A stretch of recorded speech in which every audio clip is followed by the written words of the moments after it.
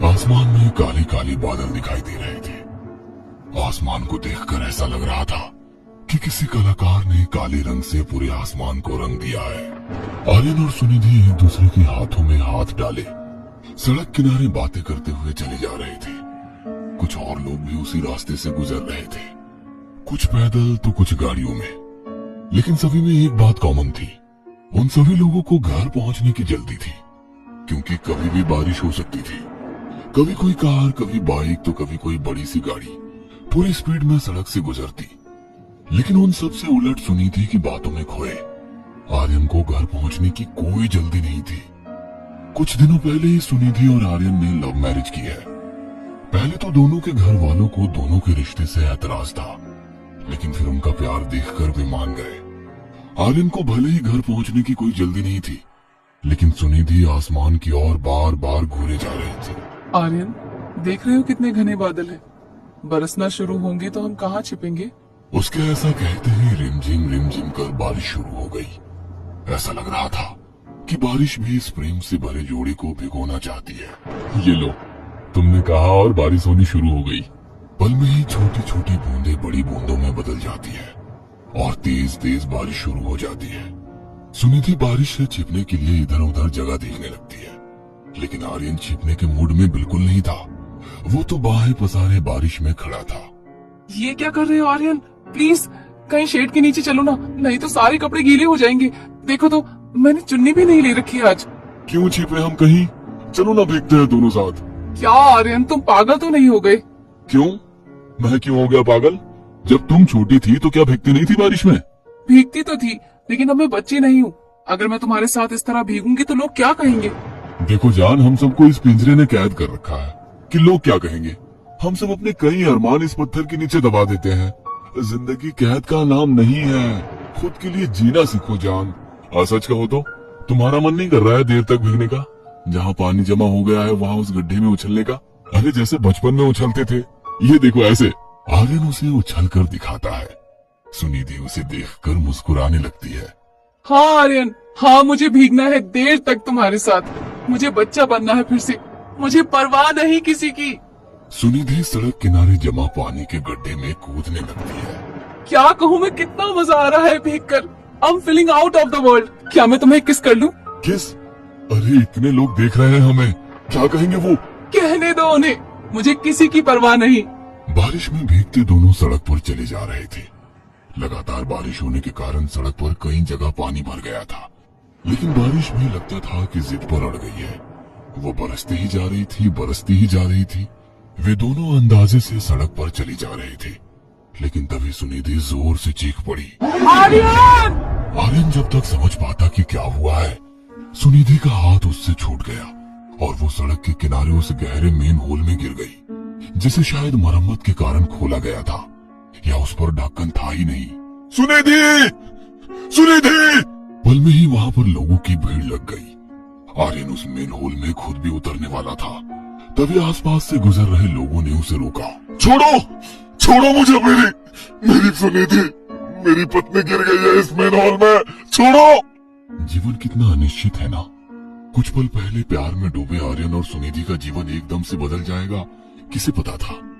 बारिश थमी और आर्यन का जीवन भी, लेकिन आंसू, उसके आंसू नहीं थमे।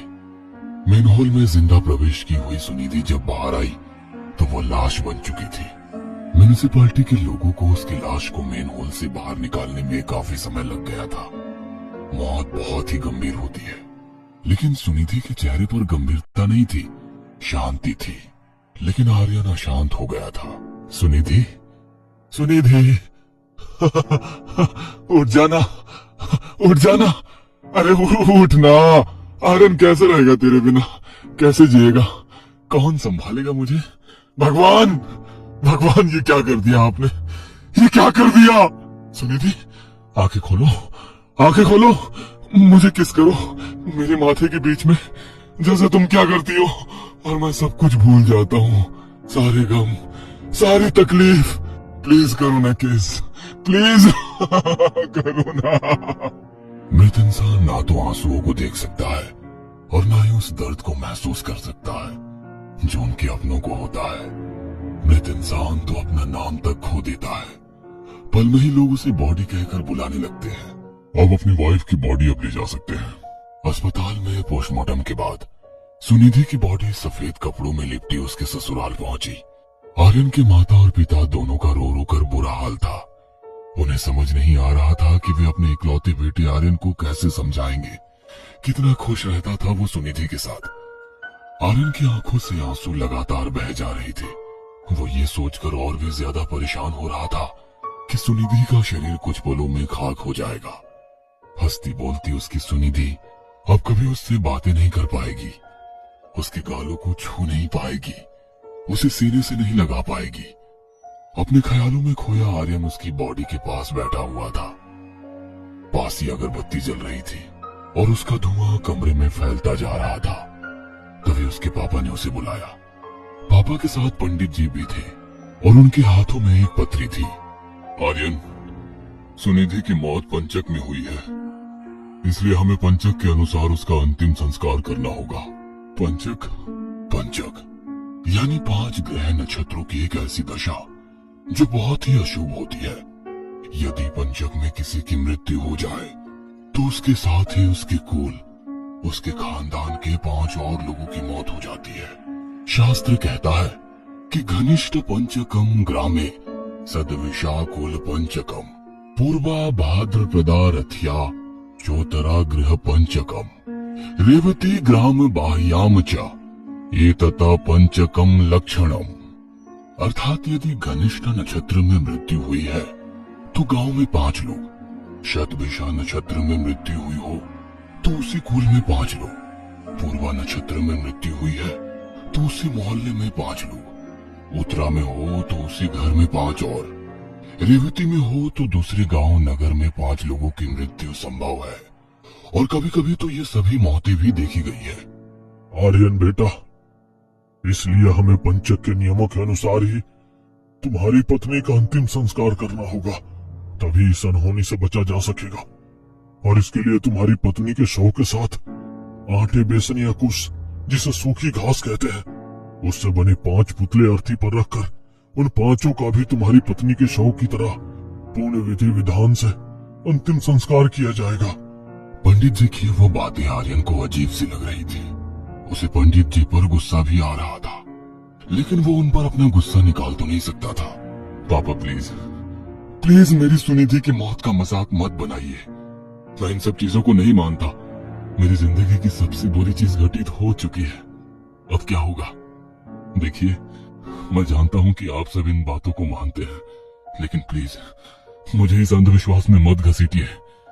इकलौते बेटे आर्यन की जिद के आगे उसके पिता झुक गए। सुनिधि का अंतिम संस्कार पंचक के नियमों के बिना पूरा किया गया। नदी किनारे उसके मृत शरीर को जब आर्यन मुखाग्नि दे रहा था तो सुनिधि की एक ही बात बार बार उसके कानों में गूंज रही थी। मान लो सुनिधि, कल को कोई ऐसा हो जाए कि तुझे मेरे बिना पूरी जिंदगी जीना पड़े, तो तू रह पाएगी? मैं तुमसे बहुत प्यार करती हूँ आर्यन, ऐसा दिन कभी नहीं आएगा, कभी नहीं। उसी रात लगभग 1:30 बजे की बात है। आर्यन की आंखों से नींद कोसों दूर थी। वह सुनिधि की तस्वीर को लगातार घूरे जा रहा था। तभी उसे लगा कि उसकी सुनिधि उसके पास आकर खड़ी हो गई है। वो उसे छूने की कोशिश करता है, लेकिन जैसे ही वो उसे छूने की कोशिश करता है, उसका हाथ उसके शरीर से आर पार हो जाता है। घर के बाहर कुत्ते के रोने की आवाज लगातार आ रही थी और वो रोना कुछ ऐसा था जैसे कि कुछ अनिष्ट होने वाला है। आर्यन बार बार सुनिधि को छूने की कोशिश करता है, लेकिन नहीं छू पाने के कारण वो झुंझला जाता है। तभी उसके कानों में एम्बुलेंस की आवाज गूंजने लगती है। वो अपनी खिड़की खोलकर घर के बाहर झांकता है। उसके पड़ोस वाले अग्रवाल अंकल को स्ट्रेचर पर लादकर अस्पताल ले जाया जा रहा था। अगली सुबह आर्यन के पड़ोस से जोर जोर से रोने की आवाज आ रही थी। आज सुबह अग्रवाल जी और उनकी पत्नी दोनों की मौत हो गई। आर्यन ने अपने पापा को ये बात अपनी माँ से कहते हुए सुना। एक पल के लिए उसकी आंखों के आगे अग्रवाल अंकल और आंटी का चेहरा आ गया, क्योंकि बचपन से ही उन्होंने उसे देखा था। उनकी गोद में वो खेला भी था। वो दोनों अपने भतीजे के साथ रहा करते थे। अग्रवाल अंकल का एक ही बेटा था, नवीन। वो एयरफोर्स में था, लेकिन पिछले साल वो शहीद हो गया था। अग्रवाल अंकल और आंटी कितने अकेले हो गए थे उसके जाने के बाद। हालांकि उन्हें अपने बेटे की शहादत पर गर्व था। धीरे धीरे उन दोनों ने जीवन के इस कड़वे सच को स्वीकार कर लिया था और सामान्य जीवन जीने की कोशिश कर रहे थे। आर्यन की शादी में अंकल और आंटी भी जमकर नाचे थे। उन्होंने अपने बेटे की शादी तो नहीं देखी, लेकिन आर्यन तो नवीन की तरह ही तो था उनके लिए। अच्छे भले तो थे वे लोग, अचानक क्या हो गया उन्हें, वो भी एक साथ? हार्ट अटैक बता रहे हैं डॉक्टर, लेकिन मैं जानता हूँ कि यह मौत क्यों हुई है। बूझे मन से आर्यन के पापा ने यह बात आर्यन से कही, फिर ऊपर के कमरे में चले गए। आर्यन को पापा की यह बात समझ नहीं आई, लेकिन उसके कानों में पंडित जी की बात गूंजने लगी। तुम्हारी पत्नी की मौत चंचक हुई है। अगर पंचक के नियमों के अनुसार उसका अंतिम संस्कार किया गया तो 5 और होंगे, घर घर में, पड़ोस में, रिश्तेदारी में।